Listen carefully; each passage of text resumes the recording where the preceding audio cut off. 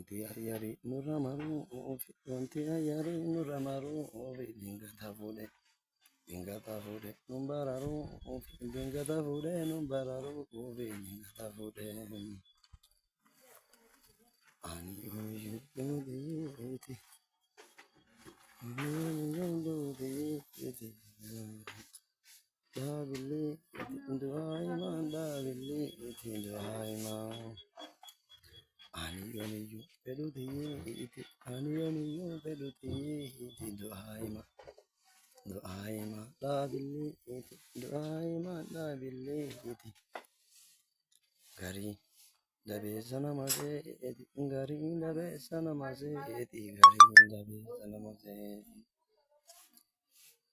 zinduu kiyya asi qabadha qomatti zinduu kiyya asi qabadha qomatti zinduu kiyya Gofaa gosho ntai homa homatti gofaa gosho ntai homa homatti gofaa gosho makuudiya asi qabadha qomatti gofaa gosho ntai homa homatti gofaa gosho ntai homa homatti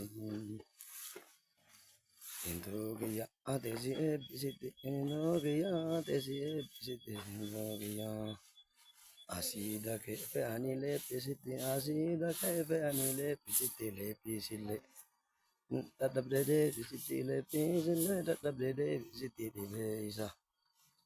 himanii eedisitti dhibee isa himanii eedisitti dhibee isa wanti ayyari nurra maruu ofi dingata fuudhee nu bararuu ofi dingata fuudhee yaadachiisa kanuma keessaa karaanii marraa dubbaa haala hamaa ta'een uummata keenyaa waan miidhaa jiruu fi qaamni dhimmi ilaallatu akka gara qaama dhimmi ilaallatutti dubbattanii asfaaltii akka nuu galchitanii kabajaadhaan maqaa uummata Oromoo guddaadhaan isin gaafannaa waliif birmadhaa jennaa karaanii magaalaan Obolcoo kallattii gara dhiyaatiin magaalaa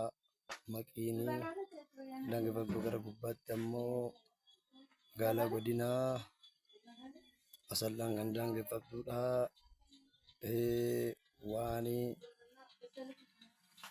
kana laaltanii akka qaamni dhimmi ilaallatu rakkoo uummata keenyaa kana akka nuuf furtanii maqaa uummata Oromoo guddaadhaan isin gaafannaa waliif birmadhaa